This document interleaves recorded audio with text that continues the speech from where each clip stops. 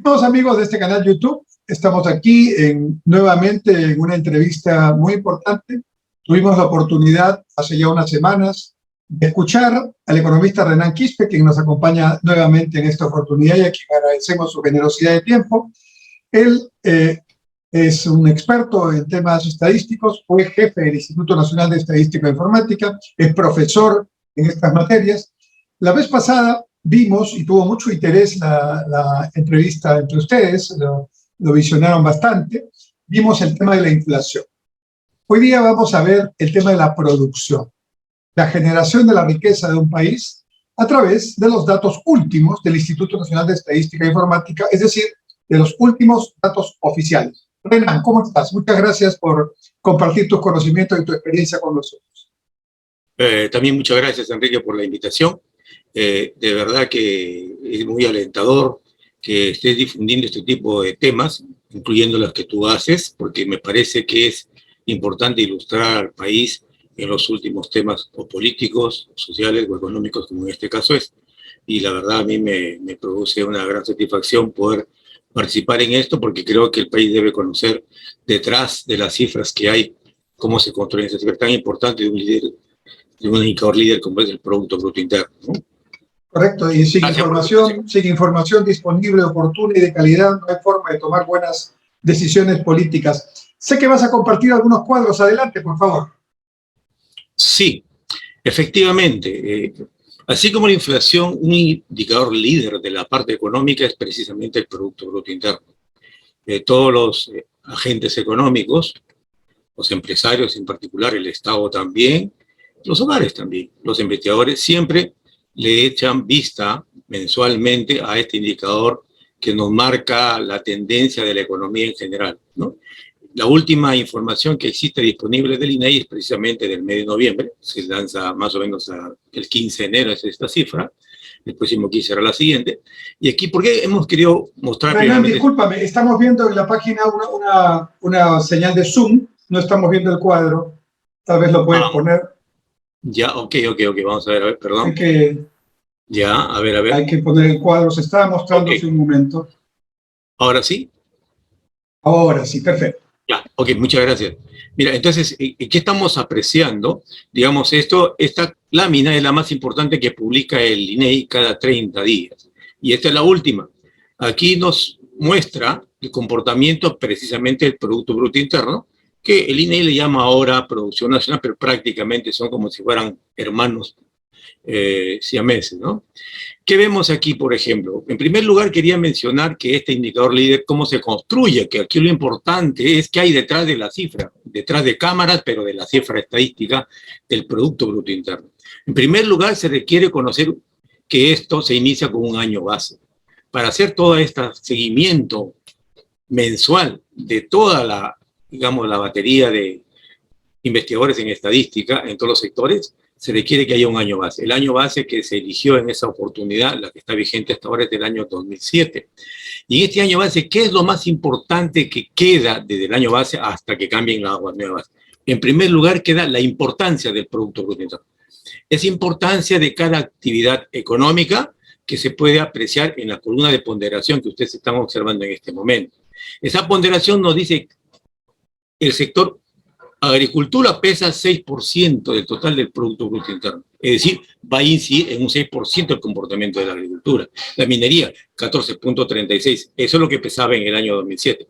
Y ahí podemos observar también que la manufactura pesa 16,52%. Entonces, esta columna de ponderación de importancia es muy importante, porque nos va dando las pautas a qué sector debemos estar mirándolo en forma constante, su comportamiento, porque son los que más inciden. Por ejemplo, si ustedes miran pesca, pesa 0.74 y su comportamiento, por más sea muy significativo, no incidirá en el global nacional. Entonces, dicho esto, esa clasificación que ustedes están observando es una clasificación internacional. Es una clasificación que se usa a nivel de los 160 países de las Naciones Unidas porque se ha hecho en base a un consenso de clasificación. Entonces, se puede comparar el comportamiento por actividad económica entre diferentes países del mundo. Luego tenemos ahí las cifras, vamos a ir marcándola. En el mes de noviembre, la última cifra disponible nos indica que la producción subió 3,47% respecto al mismo mes del año anterior. A diferencia de los precios, aquí la variación mensual de la producción se mide comparando con el mismo mes del año anterior por razones de estacionalidad. En este caso, los precios se miden con respecto al mes anterior, pero en este caso no, siempre será respecto al mismo mes del año anterior. Si vemos en la siguiente columna, de enero a noviembre nos está señalando de que de enero a noviembre de este año, la producción o el Producto Bruto ha crecido en 14,68 respecto al mismo periodo del año anterior. Y en la última columna nos indica una proyección probable de la producción o el PBI a fin de año. ¿Cuál es? El de 13,26. Porque toma 12 meses del año 2021 comparado con 12 meses del año anterior. Pasamos a una... Perdóname, ese 13,26 sería el dato con el que cerraría el año 2021 y sería lo que algunos llaman el efecto rebote frente a la caída del 2020. Así es, efectivamente es un efecto rebote, que es un rebote más allá de lo que fue el año anterior, porque fue 11 puntos y pico, o sea, hay un rebote por encima un poquito de la caída del año anterior. Es cierto, esa es la cifra que muestra, ¿no? Correcto. Cuando ingresamos a esta lámina, se ha mostrado por dos razones muy importantes que todos deben de conocer, sin ser economistas. ¿Cuál es la razón? Vean ustedes que ahí hay dos tendencias del Producto Bruto Interno. La primera, el azul. Esta línea en azul nos está mostrando la evolución del Producto Bruto Interno en valor corriente. Y lo que está en color naranja nos muestra la evolución del Producto Bruto Interno en valor real o a precios del año 2007, que es lo vigente. ¿Por qué es importante hacer esta diferencia de uno y otro indicador? Porque el valor corriente o nominal, como le decimos los economistas, tiene dos componentes, no uno, dos componentes. El componente cantidad de todos los bienes y servicios producidos, y el componente precios, que es un adicional que también está incorporado en el valor nominal. Luego, esta variable, PBI nominal o cualquier variable macroeconómica, analizada así, tiene esta distorsión o sesgo de análisis porque está incluyendo dos componentes, cantidad y precios. Normalmente, las variables macroeconómicas, como el PIB que ustedes ven, se analizan en términos reales, es decir, se elimina el efecto de la inflación y de esta manera estamos midiendo el quantum o volumen físico de lo que mide el Producto Bruto Interno. En este caso se puede observar que en el año 2018 fue 546.000 millones, baja, pero 2019, en el año 2020 se reduce en 11%, o sea, a 486.059, que haciendo una estimación a fin de año de este PBI en base a esa tasa que hemos mostrado, estaría subiendo a 549.000 millones cerrando el año. Y esa cifra ya se confirmará precisamente el 15 de este mes. Este comportamiento gráfico del Producto Bruto Interno en términos de valor nominal y real también se puede analizar en términos de índices. Los índices es una metodología muy práctica y lo que hace es simplifica con respecto a las cifras que uno observa como usuario o investigador. El año base lo pone como sí y de ahí en adelante lo que varíe. Y aquí se puede apreciar que, por ejemplo, el índice de valor, que es lo que está en azul, es exactamente, la tendencia del índice de valor es exactamente la misma que el valor nominal, porque significa las mismas variaciones, solo que esté expresado de una manera tal que cualquiera lo pueda entender en sentido de variación. Es decir, que respecto al año base, por ejemplo, en el año 2019, el índice de valor fue 241. En cambio, en el año 2020, a pesar de incluir precios y cantidad, el índice de valor se cae a 224. Y luego sube a 269.1 a fines del año que viene, a fin del año pasado. Y con respecto al índice de volumen físico del Producto Bruto Interno, que es su equivalente en índice al valor real del Producto Bruto Interno, tiene el comportamiento de esta manera. En el año 2019 es 170.8, que significa que respecto al año base subió en 70.8%. En cambio, en el año 2020, el año de la crisis que hemos tenido, se cae en el 11%, lo que significa 52% de variación respecto al año base, y se espera que a fin de año 2021 suba a 171.8 como índice de volumen físico. Es una manera mucho más práctica de medir la evolución económica de esta variable y de cualquier variable. Finalmente, lo que está en color verde nos está mostrando precisamente la diferencia que existe en el comportamiento del valor y del valor real. Y aquí vemos pues que el índice de precios precisamente a fin de año, del año que pasó, es de 156,6%, más o menos es una variación de precios de 6% acumulado en lo que va del año. Esto sería, si lo vemos, la evolución en términos de índice, que es una forma muy pragmática de medir la economía de esta variable y cualquier variable económica. Ahora vamos a entender y cómo se construye este indicador tan importante en forma mensual o anual. En forma mensual se construye en base a muestras. Las muestras que se hacen en forma mensual de todas las actividades económicas son más reducidas que las que se hacen en forma trimestral y mucho más reducidas que las que se hacen en forma anual. Pero para el análisis y la construcción del Producto Bruto Interno en forma anual se trabaja mucho más complejamente y en forma más completa. De manera que se trabaja con una matriz que tiene varias dimensiones y varios componentes que es bueno que lo conozcan en forma sintética. ¿Cómo así? Primeramente hay una primera matriz de la oferta de bienes. En la matriz de oferta de bienes ustedes pueden apreciar aquí que tenemos una diferente producción por cada actividad económica, la primera columna. Sin embargo, esa producción por actividad económica no va al consumo, no va al agente económico finalmente. Pasa antes que nada que se tienen que agregar las importaciones que hace el Perú al resto del mundo. Y por supuesto hay que agregar también los derechos de importación y los impuestos. Recién sumando este componente adicional estamos hablando en el Perú de la oferta global. Es la oferta global la que interesa conocerlo en términos de cuál es la oferta que hay cada año. Esta matriz se hace solamente anualmente y su construcción demora más o menos 6 meses por la complejidad que tiene y por la lógica horizontal y vertical que tiene que ver. Pues bien, dicho la oferta, que es lo que ofrecen los agentes económicos al país, vemos ahora como contrapartida la demanda. La demanda o utilización final de la oferta tiene dos grandes componentes. La primera de ellas es la demanda intermedia. Esta matriz de demanda intermedia es muy importante. Justamente los mayores desarrollos de aplicación de la tabla insumo-producto es a partir de esta matriz, porque se puede apreciar las interrelaciones en la economía de los sectores económicos unos con respecto a otros. Si lo miramos por fila, estamos hablando de los destinos en esta manera. Si lo vamos así por fila, desde el destino, ¿a qué sector le vende productos agropecuarios los bienes que produce? Y así, ¿a qué sector le vende los productos pesqueros? Y así sucesivamente, lo que vende cada sector al resto de la economía, pero en términos sectoriales. Si lo miramos por columna, nos está mostrando las compras que hace cada sector de todos los otros sectores de la economía. Luego, es aquí donde se hacen los famosos coeficientes técnicos de interdependencia de unos sectores con respecto a otros y permite hacer predicciones muy interesantes, no solamente del Producto Bruto Interno, sino también de cuál es el sector que genera más empleo, el sector que es más dependiente de importaciones, cuál es el sector que genera más inflación. En fin, es muy rico esta matriz por la construcción y la manera de usar la utilización que tiene para aplicación. Luego viene el otro componente de la demanda, que es, hemos dicho, demanda intermedia, ahora viene la demanda final. La demanda final, si va directamente, todo lo que se da en la oferta va directamente ya a los agentes económicos para ser usado finalmente. ¿Y quiénes somos los que usamos finalmente? Los que usamos finalmente somos los hogares, luego acá está el consumo de los hogares o consumo privado. Pero también el otro componente muy importante, o el otro agente económico muy importante es el gobierno. Aquí está el consumo de gobierno, que ustedes lo pueden apreciar, y acá estaría, obviamente, si no se consume, recordemos que el consumo lo usa cada uno de los agentes, si no se consume en el momento, en un privado, se va a inversión.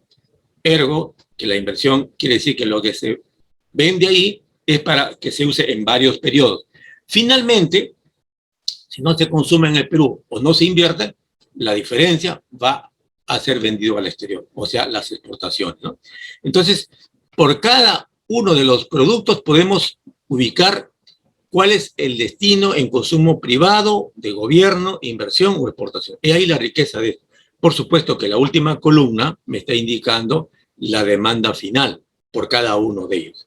La última fila, lo que ustedes pueden apreciar en la última fila que está acá, es exactamente los mismos valores del consumo privado, los mismos valores del consumo privado, del consumo de gobierno, de la inversión y las exportaciones que nos muestran las estadísticas oficiales del INE. Es decir, pero lo que no se ve en las estadísticas oficiales es lo que está en el interior de esto, que es lo que muestra esta matriz precisamente. Finalmente, una cuarta tabla, componente de esta matriz, es la matriz del valor agregado. ¿Qué observamos acá? Pues hemos visto la oferta y hemos visto la demanda en dos partes, intermedia y demanda final. Ahora viene el pago a quienes hacen esa producción, o sea, el pago a los factores productivos. Estamos hablando del pago al trabajo, remuneraciones, como lo ven acá, obviamente los impuestos que también se pagan al gobierno, y acá está lo que se conoce como las utilidades, en términos más sencillos, o se dice el excedente de explotación en términos de la estadística que se maneja en términos oficiales. La suma de esto, de este cuadrante, que es el valor agregado más el consumo intermedio, me da finalmente la producción final. Aquí tenemos los cuatro componentes, los cuatro matrices, que analizadas unas con otras o entre otras, me permite ya estimar cada año las cifras consolidadas del Producto Bruto Interno. Podemos verlo a propósito de ejemplo, cómo sale por un método, el método de la producción. Acá vemos que me sale 762. ¿Cómo sale estos 762 de esta matriz un poquito compleja? Aquí se ha reducido. La matriz no es tan pequeña como la ven, es mucho más grande, tiene 14 por 14 actividades, y hay unas más grandes que trabaja el INAI que trabaja más de 100 actividades, tanto en horizontal como en vertical. Pues bien, entonces acá estamos hablando del método de la producción. ¿Qué es el método de la producción? El método de producción lo que hace es simplemente, del total de lo que se produce, cuánto es consumo intermedio, o sea, cuánto lo consumen las empresas de otros sectores. Y el valor agregado, que es lo que queda, es lo que interesa conocer, que será el Producto Bruto Interno. Entonces lo que hace aquí es lo siguiente. Si ustedes observan, acá tenemos 1.281.828, que es lo que se ha pasado acá en miles de millones. Ese es el valor de la producción de la economía peruana en el año 2019. A esto, que incluye el consumo intermedio, se le resta el consumo intermedio, que es 582.000 y que está puesto aquí en 82.000. A ello le agregamos los impuestos que están considerados en esta parte que está aquí, y ya tenemos, haciendo las aritméticas correspondientes, me sale que el Producto Bruto Interno, por este método, el método de la producción, le denominamos, es 762.000 millones de soles en valor nominal, ¿no? Entonces, hemos consistenciado una forma del Producto Bruto Interno. De esa forma vamos a ir a otro método. El otro método que tenemos acá es el método del ingreso, el pago a los factores productivos.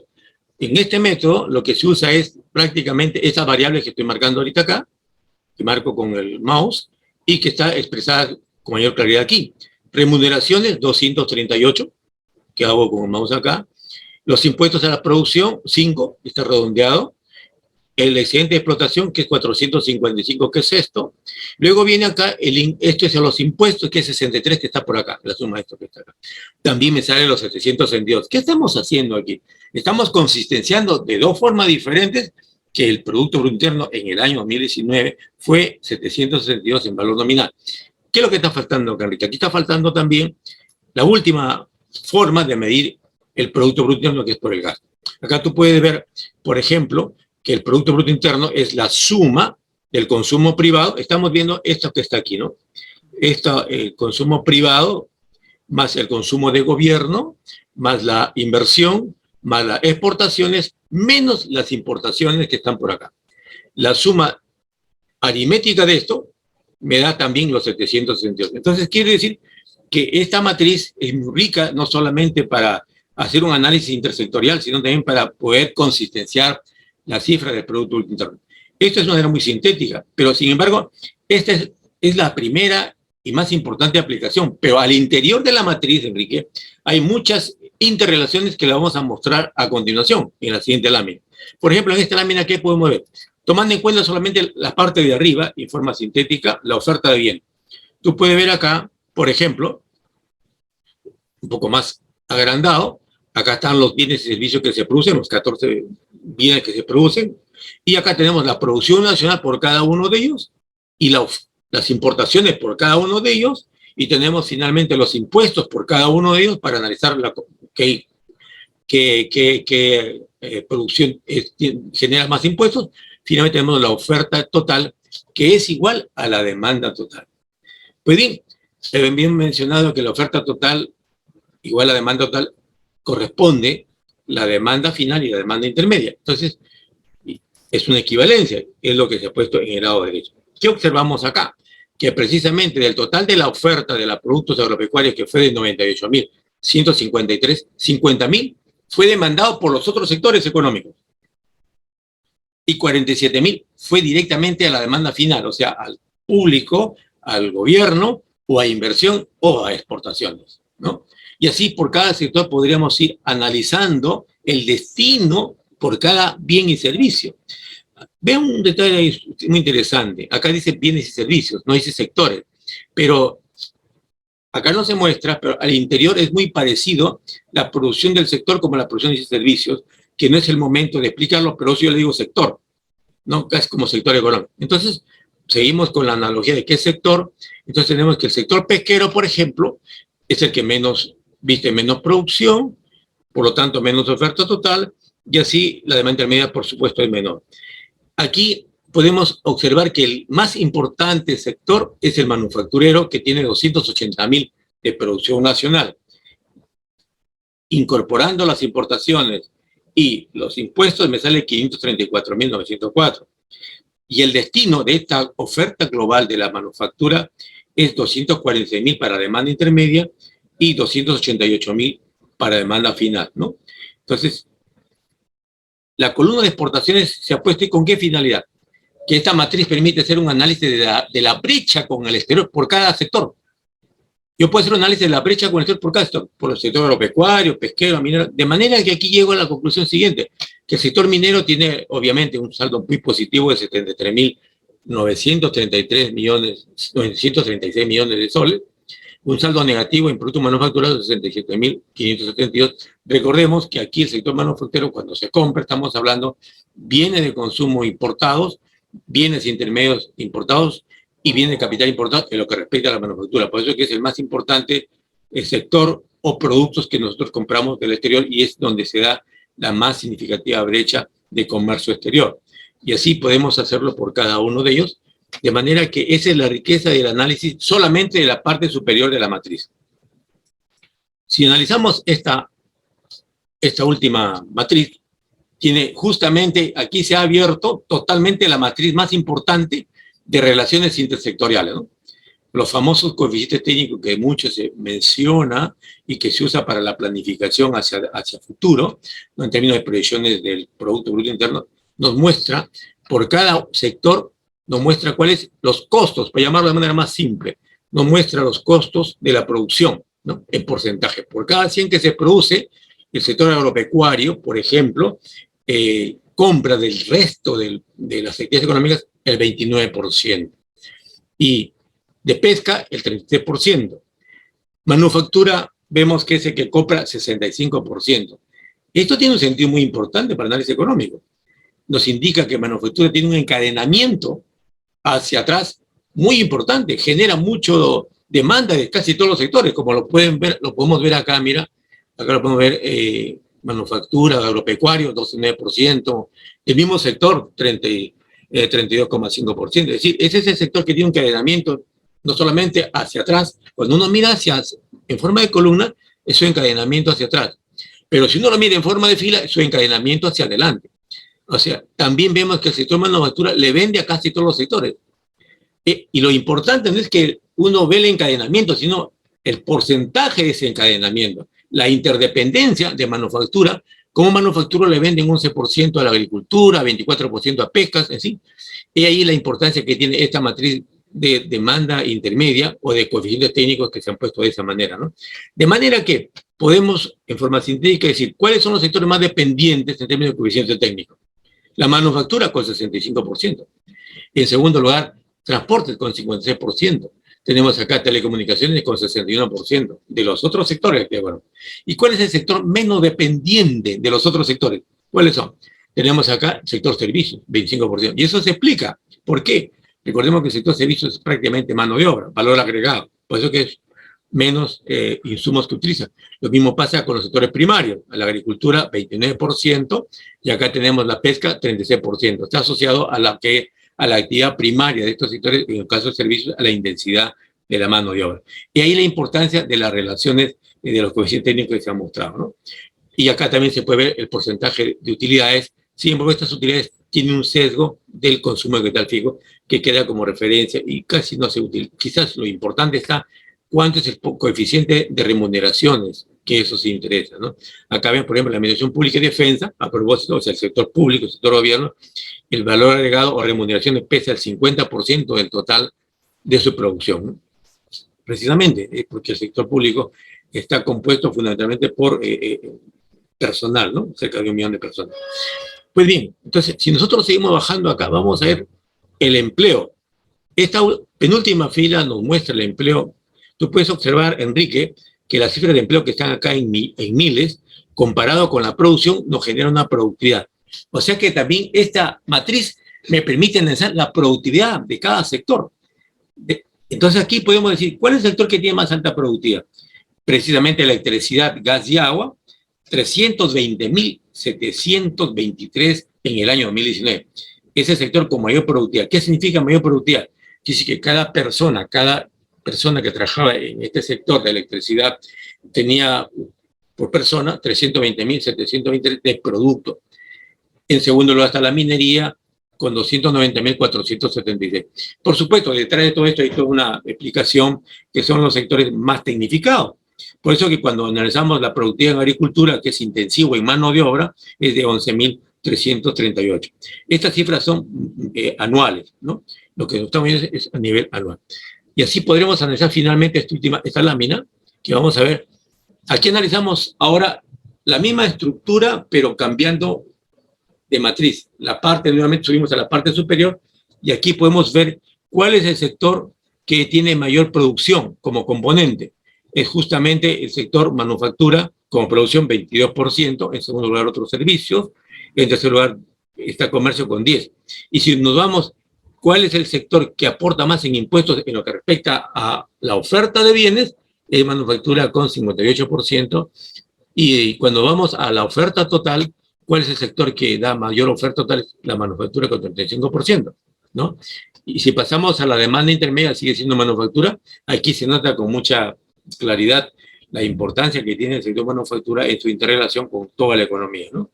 Y el consumo privado representa el 35%, y en exportaciones el sector manufactura también representa el 35%.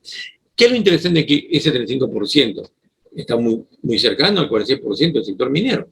Pues aquí está toda la agroindustria, incluyendo la agroalimentación que se exporta, y también está productos textiles, y en fin, la madera. Todo eso está mostrándose en el año 2019, ¿no? Y en la parte inferior vemos acá, para consumo de gobierno, prácticamente corresponde al gobierno. ¿Cuál es lo interesante que nos muestra esta matriz? Esta matriz nos muestra que el gobierno no produce para darle a las empresas nada. En segundo lugar, que lo que produce el gobierno es exclusivamente o para la población, acá está para la población a través del 58%, ¿no? O compra otros servicios, acá están los servicios que compra a los otros sectores económicos en 42%. Y esto es el total del consumo de gobierno concentrado en sí mismo, es lo que el gobierno contrata a los trabajadores para comprar el mismo gobierno a estos servicios, pero como no es suficiente lo que tiene a partir de su propio personal y sus recursos, tiene que acudir a servicios de otros sectores o agentes, que significa un 40% de la producción. Finalmente, en la demanda final, ¿cuál es el sector que tiene mayor demanda final? Acá se ve, sigue siendo manufactura, 31%, y acá en segundo lugar está servicio con 16%, y aquí tenemos en tercer lugar, este sector es construcción. Algo interesante, cuando hablamos de la inversión, en el caso peruano, la construcción es más fuerte en términos de inversión, porque obviamente la inversión, los productos de inversión que nosotros producimos y vendemos son, digamos, simples todavía, ¿no? Representaron en el año 2019 32%. La inversión más importante se da en construcción, que es el 63% para el año 2019, ¿no? Y esto sería más o menos las cifras que podría mencionar Enrique, ¿no? Excelente, Renan. Muy sintética, ¿no? No sé si puedes ya salir de la opción. Sí, por supuesto, claro que sí. Bueno, muchísimas gracias, Renan, porque nos has permitido no solamente tener la visión tradicional de la evolución de la producción, es lo que normalmente conocemos cuando se habla del crecimiento del Producto Bruto Interno o la caída del Producto Bruto Interno. Lo mostraste en las primeras dos gráficas. Y ahí vemos que hemos tenido un crecimiento arriba de 13, ya se fijará la cifra final cuando el INEI cierre el año 2021 oficialmente, y que esto es un rebote bastante significativo frente a la caída que tuvimos en 2020. Y ahora se está hablando de cifras un poco menores como expectativa en 2022. Pero lo más interesante que nos has comentado, y te agradezco tu didáctica para hacerlo, porque no es un tema fácil de explicar, es la interrelación o la composición de esa producción sectorialmente e intersectorialmente con la matriz de insumo-producto, que como tú bien lo has dicho, interrelaciona a los sectores, la oferta y la demanda final, la demanda intermedia, y puede permitir medir lo mismo que miramos normalmente en la cifra final, pero con una serie de ingredientes que permite tomar excelentes decisiones o mejor informadas decisiones. Y no sé si compartes esta conclusión. Nosotros tenemos una estructura productiva donde evidentemente todavía hay varios desafíos. El primer desafío es darle mayor valor agregado a esa oferta productiva, ¿no? En sectores claves de generación de empleo como la agricultura y en sectores como la manufactura, que en muchas ramas es intensiva en capital, pues enfatizar en aquellos sectores de manufactura donde hay un valor agregado mayor, por ejemplo, las confecciones, por ejemplo, la agroindustria misma, que tiene importante generación de mano de obra en varios de sus procesos. Pero el otro elemento clave que has planteado es el de la productividad, un elemento poco difundido en nuestro debate y que sin duda es clave para sostener el crecimiento y darle calidad a ese crecimiento. Y yo creo que lo que nos has aportado en esta explicación nos va a abrir, espero, el criterio para poder discutir de una manera más amplia y de una manera más adecuada lo que significa el tema de la producción. Renan, te agradezco muchísimo. Esta es la segunda vez que compartes tus conocimientos con nosotros. Lo aprecio mucho y nuestros seguidores en el canal YouTube también lo aprecian, como lo podrás ver en el número de vistas que hay de la entrevista anterior, y estoy segura que esta también va a tener el mismo comportamiento. Y de hecho, te comprometo a que en un mes podamos tener también otra explicación similar sobre otra de las variables claves macroeconómicas, pero esta ha sido muy importante. Muchas gracias, sí, Renan. Correcto, de acuerdo. Probablemente sea el empleo, que es un tema que siempre tiene mucha potencia de análisis, ¿no? Factor fundamental. Gracias por la invitación también y espero que haya conseguido a través tuyo, de tu canal, transmitir algo tan importante del análisis económico para que lo usen no solamente los investigadores, sino también el gobierno repare en este instrumento poderoso que saca anualmente el INEI. Y pues, ahí lo interesante, anualmente lo saca, o sea, quiere decir que cada año puede estar observando esta forma de interrelación y llegar a conclusiones más profundas, más analíticas, ¿no? Es cierto. Sin información, en el siglo de la información, es un pecado hacer política pública.